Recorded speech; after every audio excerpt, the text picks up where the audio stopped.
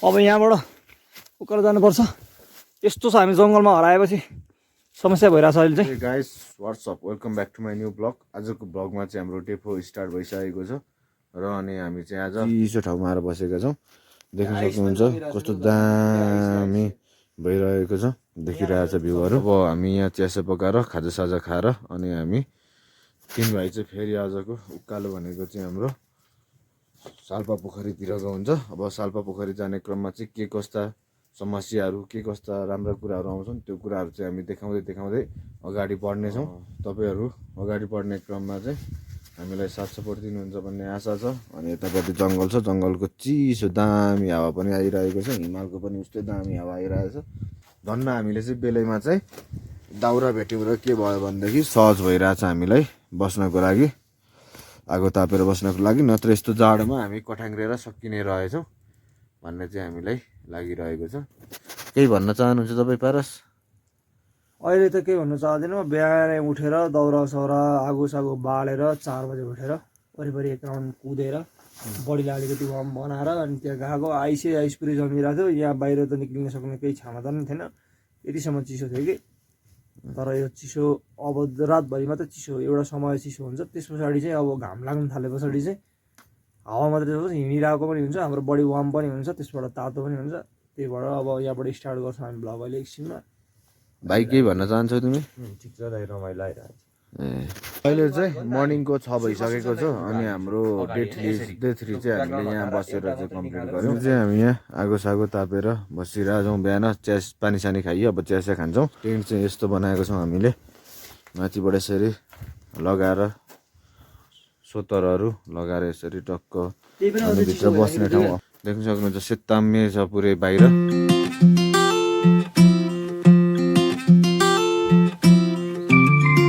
यस्तो चिसो छ, त्यहाँ बाहिर राखेको पनि उ भइरहेको थियो, पानी जमिराखेको थियो। यहाँ त झन् यस्तो जमिरहेछ भने थाहा नै पाइँदैन क्या, यस्तो जमिरहेछ। अलिक देखिएन तर बवाल जमिरहेछ पानी। आजबाट चाहिँ अब हाम्रो चाहिँ मनोरञ्जन ट्रेलको मेन बाटो चाहिँ हाम्रो छुट्टिसकेको छ। हामी छुट्टिन्छौँ अब। कहाँदेखि छुट्टिन्छौँ भन्दाखेरि चाहिँ यहाँबाट बाटो छुट्टिने ठाउँ छ, त्यहाँबाट 2टा ठाउँ छ बाटो छुट्टिने। एउटा उतापट्टि मयङतिर जाने बाटो छ, उतापट्टि माथि मयङ डाँडासम्म जाने बाटो छ, र उतापट्टि साल्पातिर जाने बाटो छ त्यहाँ अगाडि। तपाईँहरू आउनुभयो भने चाहिँ नझुकिनु होला। यहाँ लेखिएको छ, यहाँ यतापट्टि मयुङ जाने बाटो लेखिएको छ र यतापट्टि भनेको साल्पा भनेर लेखेको छ। हामी यो डाँडो हुँदै हामी त्यो डाँडा हुँदै उता जान्छौँ। हामी चाहिँ अहिले कहाँबाट अरे मयङबाट चाहिँ मास्तिर निक्लिसक्यौँ। मयङबाट निस्केर अहिले हामी राफा गाउँ के भन्छ त्यो राखो अहिले त्यहाँनिर त्यहाँ उठ्छ, त्यहाँ गएर हेर्नुपर्छ। अनि यहाँनिर चाहिँ कस्तो भइरहेको छ भने हामी चाहिँ दामी हिमालको मुनि आएर बसिरहेछौँ होइन। हाम्रो नजिकै छ क्या हिमाल। अम्मामा कस्तो दामी भइरहेछ नि। यहाँ भाल चाहिँ यहाँ जीवन जल पानी घल्दैछ। यतापट्टि हाम्रो साथी छ। हामी जाने गन्तव्य पनि नजिक आइपुग्यो क्या। अब हामी लगभग 2-3वटा हिमाल चढ्यो, 2-3वटा पहाड चढ्यौँ भने डाँडा चढ्यौँ भने हामी पुग्छौँ क्या हाम्रो गन्तव्यसम्म। चाहिँ के छ भने उकालो ओह्रालो मात्रै छ। ल अब हामी आफ्नो गन्तव्यतिर लाग्यौँ। अहिले चाहिँ हामी बलौटे भन्साङमा छौँ, मान्छे बिनाको गाउँ। मान्छे नै छैनन् अहिले चाहिँ, चिसोको कारणले गर्दा मान्छे यहाँबाट गइसकेको छन्। सुसन पनि एकदम गलेर आइसकेको छ अहिले चाहिँ। गल्यो ओठ फुटेर तनाव छ। यहाँ पसल छ भनेर त्यहाँ लेखेको थियो तर छैन, मान्छे नै छैन, कसरी पसल हुन्छ। अब हामी साल्पा पोखरी निक्लिने तर्खरमा छौँ। अब साल्पा पोखरी आज निक्लिन सक्छौँ होला, भोलि हाम्रो गन्तव्यमा पुग्न सकिन्छ। के हुन्छ हेरौँ। ट्रेलको बाटो हिँड्दा सधैँभरि तपाईँहरू ट्रेलको बाटो मात्रै हिँड्नु होला। ट्रेलको बाटो छोडेर चाहिँ चोर बाटो खोज्दै कहिले पनि नहिँड्नु होला। किनभनेदेखि हामी यो घना जङ्गलमा हराइसकेका छौँ। चोर बाटो खोज्दै हिँड्ने भएको कारणले गर्दाखेरि चाहिँ अब हामीलाई कताबाट कसरी निस्किने केही पनि थाहा छैन। फेरि पनि हामी आइसक्यौँ केटाहरू यात्रामा जारी। यतापट्टि केटाहरू यस्तो बाटो आएको हामी यहाँबाट। तपाईँहरू त साल्पा पोखरी आउँदाखेरि चाहिँ माथि त उकालो बाटो र यता चोर बाटो एउटा छ, एउटा छिटो हुन्छ भने त्यो बाटो आउनु खोज्नु हुन्छ र त्यो बाटो नआउनु भने एकदमै एक्सट्रिम अप्ठ्यारो छ, एक्सट्रिम लेभलमा अप्ठ्यारो छ। भिरैभिरको बाटो हामी यस्तो भिरैभिर चढेर आएको कि त्यहाँबाट लड्यो भने त्यो भिरैभिर बाटो नभएको ठाउँबाट कहाँबाट बाटो खोज्दै अहिले चाहिँ हामी अनि यो मान्छे हिँड्ने जस्तो बाटो छ अहिले जङ्गलमा, तर परपट्टिको डाँडा जानुपर्ने है। अब के छ अगाडिपट्टि चाहिँ थाहा छैन, पक्रिने ठाउँहरू त छ तर एक्सट्रिम छ। अब यहाँबाट उकालो जानुपर्छ। यस्तो छ, हामी जङ्गलमा हराएपछि समस्या भइरहेछ अहिले चाहिँ। अब हामी भ्लग हाल्ने नै गर्छौँ। अब माथि निक्लिएर चाहिँ यो जङ्गलबाट माथि निक्लिएर चाहिँ अब केही भयो भने हामी फेरि अर्को भिडियोमा देखाउनेछौँ। र अब के हुन्छ अब हेरौँ डेपोमा अरू पनि। केटा तिमीहरूलाई के भइरहेछ सानो भाइ? मलाई त के भन्नु यार, थाहा पाएको छैन उकालो कटेको। कहाँबाट कट्यो यार यस्तो बाटो? कहाँबाट आइसक्छ नि, तँलाई केही छ भन्नु? यहाँबाट यस्तो तल आयो, ठाउँमा त झन्डै मुटु कहाँ पनि मेरो यार। हो म झन्डै चिप्ले, यस्तो बाटो म झन्डै त लडेँ नि त तल, त्यही घुमे सट्ट समातिहाल्यो। मुटु लडेको भए तलै पुगिन्थ्यो यार। हो तनाव छ। सो यस्तो बाटो नआउनु होला। धेरै सङ्घर्ष पछाडि केटाहरू थकित रूपमा। सुसन केही भन्न चाहन्छस्? के भयो? बिना पत्तामा गलत बाटो हिँडेर गलत ठाउँ आइपुग्यो। अहिले चाहिँ चोर बाटो त चोरै बाटो हो पनि, तर यो चाहिँ हिँडिराख्ने बाटो हो, मान्छे हिँडिराख्ने बाटो। हामी चाहिँ मान्छे हिँड्ने वस्तु हिँड्ने बाटो हो कि कुन बाटो कहाँबाट झुक्नु त पनि थाहा छैन। त्योभन्दा खतर यो मुनिको बाटोभन्दा डेन्जर बाटोबाट हिँडेको हामी। झन् एक्स्ट्रा बाटो छ अहिले। अब फाइनल्ली हामी चाहिँ अहिले ट्रेलमा आइसक्यौँ। धेरै पछि सङ्घर्षदेखि पछि अब यो चाहिँ अहिले यहाँ ट्रेलमा आइसक्यौँ। वहाँ माथि देखेको चाहिँ अब त्यो भनेको चाहिँ साल्पा पोखरीको डाँडा भयो। यता माथि भनेको चाहिँ अब त्यो सिलिजुङ डाँडा भयो। माथि टपमा देखेको चाहिँ थकै मारेर एकछिन बस्नुपर्छ। अब यहाँ केटाहरूले काम सकुन्जेल त्यसपछि फेरि हामी मास्तिर आज हामी साल्पा त पुग्दैन होला है, कि पुग्छौँ जस्तो लाग्यो। उहाँ यो पल्लो डाँडा जाने साल्पा पुग्नु पर्ने छ। साल्पा हामी पुग्छौँ होला सायद, कहाँ पुग्छौँ र त्यहीँ पुगेर देखाउँछौँ हामी।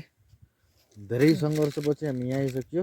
अनि यतापट्टि चाहिँ दामी बादल उडेको देखिरहेछ, तल बिचबाट सट्टसँगले बादल गइरहेको छ। अनि हाम्रा केटाहरू यहाँनिर टक्कसँगले चाहिँ आनन्दले बसिरहेका छन्, थकाइ मारेर। जुत्ता च्यात्यो भन्दै सबको जुत्ता च्यातिसक्यो है। मेरो साथीको पनि जुत्ता च्यात्यो। ए भाइको पनि के भयो भाइ?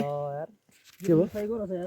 किन अहिलेसम्म चाहिँ हाम्रो यो सबैभन्दा ठुलो चुनौती डेली दिनै पछि आएको आइ छ है। अनि त्यसलाई समस्या समाधान कसरी गर्ने भनेर पनि आइरहेछ। हामी जति अगाडि बढिरहेछौँ समस्या र त्यसको समाधान दुइटै आपसमा एक्कासी ठोकेर हामीसम्म आइपुगिरहेछ। हामीले नचाहँदै पनि हामी यत्रो बाटो हिँड्यौँ, यस्तो अप्ठ्यारो बाटो, भिरको बाटो किन रहेछ भनेर हामी यत्रो बुझ्नलाई हामी माथिको डाँडा के सजिलो बाटो नआइकन यत्रो बाटो हिँड्यौँ भनेको लागेको थियो मलाई।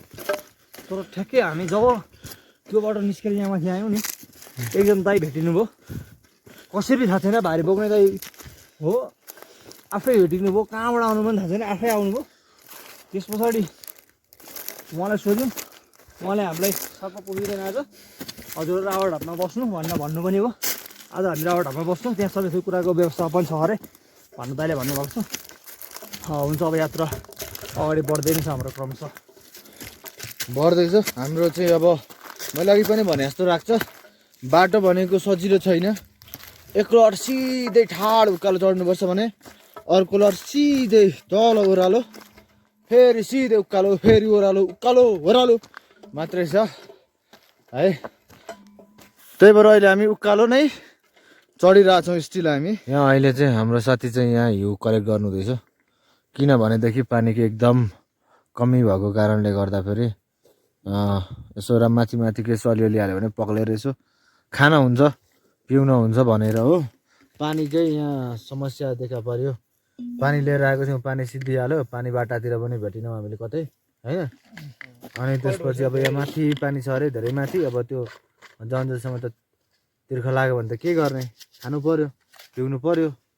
यसले भने काम गर्छ भनेर हामीले यही बटुलेका छौँ। ल अब हामी यहाँबाट उकालो निक्लिन्छौँ। उता न पानी पाइन्छ न चाहिँ बस्ने मजाको ठाउँ छ क्या, त्यहाँनिर चाहिँ केही पाइँदैन। अब 3-4 कति 5-6 घन्टा पुगिसकेपछि मात्रै पाइन्छ अरे। अब 3 बजिसक्यो, 3 बजिसकेर अब 1 घन्टा पछि त हामी त्यो डाँडा पनि चढिसक्दैनौँ हो कि होइन। यो डाँडा पनि चढिसक्दैनौँ। अब यो डाँडा चढिसक्नको लागि के गर्नु पर्यो त हामीले, फर्स्ट अफ अल चाहिँ आज यतै बस्नु पर्यो अनि आज यतै बसेर चाहिँ हामीले काम गर्नेछौँ। अनि यहाँनिर चाहिँ कस्तो छ भने अहिले जाडोको समय छ नि त, विन्टर सिजन एकदमै चिसोको समय। यो समयमा चाहिँ गोठमा चाहिँ कोही पनि बस्नु हुन्न रहेछ, जुन चाहिँ यहाँ हामी बसिरहेछौँ। अनि पानी पनि त्यहीँ रहेछ, अनि पानी पनि यहीँ नजिक भएको कारणले चाहिँ हामीले यतै बस्यौँ क्या। सक्नुहुन्छ कटेज चाहिँ यस्तो हुन्छ है, यसलाई चाहिँ गोठ भन्छ। यतातिर के पालेर बसेको हुन्छ।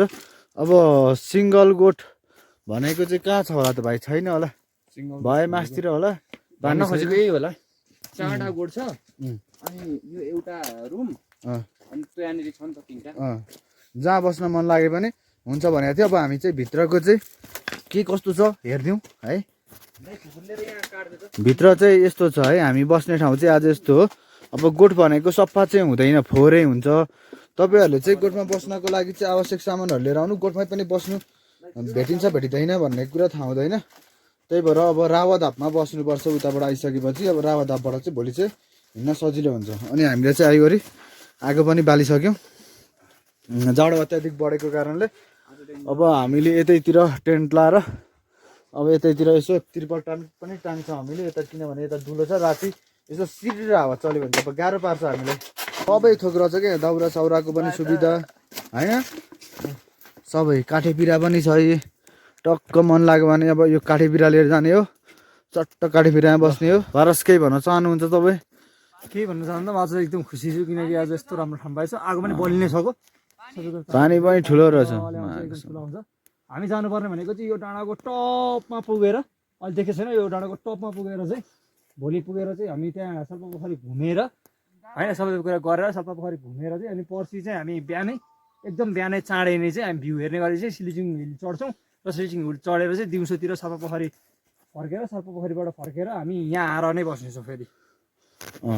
हामी उहाँबाट सिधै हामी यहाँ आउने तरिकाले बस्नेछौँ, किनभने पानीको सुविधाहरू राम्रो यहीँ नै रहेको छ। यहाँ नत्र तल तल पनि छैन पानीको सुविधा खासै राम्रो छैन। भ्याइयो भने यहीँ आएर बस्छौँ हामी। अब फोहोर त भइहाल्छ नि हो भाइ, बोतल कहाँबाट सफा हुन्छ त यहाँ। आजको बास चाहिँ हामीले लोहोरे फेदीमै बसेर बिताउने निर्णय गऱ्यौँ, किनभने यहाँनिर चाहिँ सबै कुराहरूको चाहिँ एकदमै राम्रो सुविधाहरू देख्यौँ हामीले। अनि बस्नको लागि पनि ठाउँ राम्रो र पानी पनि नजिकै भएको कारणले आज चाहिँ हामी यतै बस्ने भयो। Please do not forget to like, comment, share and subscribe.